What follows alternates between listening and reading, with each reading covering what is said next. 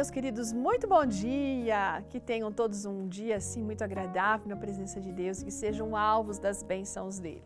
Hoje a gente vai ver uma história de um casal que foi alvo de uma bênção importante para eles num determinado momento. A gente vê aqui que nossa meditação foi escrita pela Margaret Massamba e ela escreve lá, que eu esqueci, gente, o nome do lugar, Malawi, lá de Malawi.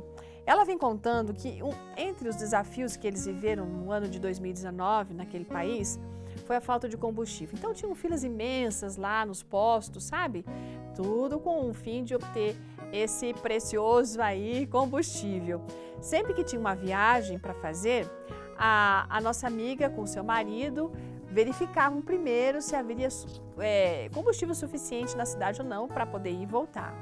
Algumas pessoas até aproveitavam da situação e compravam bastante combustível, porque daí na ausência, na falta da maioria dos postos, eles vendiam por um preço lá bem mais do que o dobro às vezes.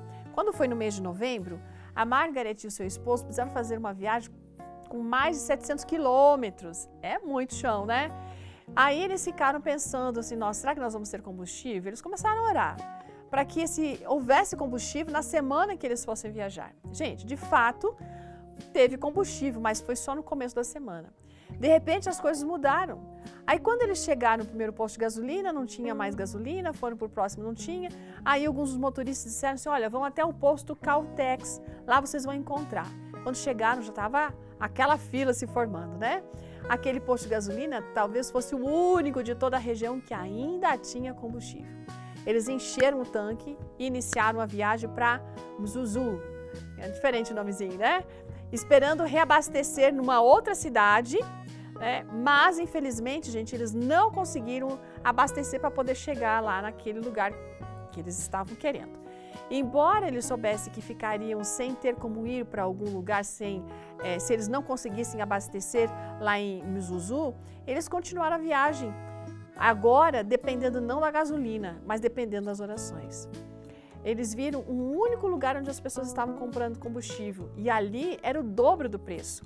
Só que assim, eles não tinham dinheiro para gastar tudo aqui naquela gasolina, eles iam precisar para continuar comendo e tudo mais. E resolveram seguir, gente. E só pararam realmente num lugar para comer e dormir e chegaram lá em Mzuzu.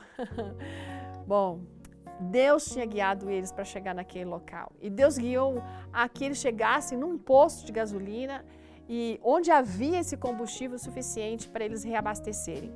Compraram até 19 litros a mais. Mas enfim, mais do que suficiente para eles chegarem ao destino desejado e retornarem para a casa deles. Eles agradeceram muito ao Senhor por ter atendido a oração e a necessidade deles.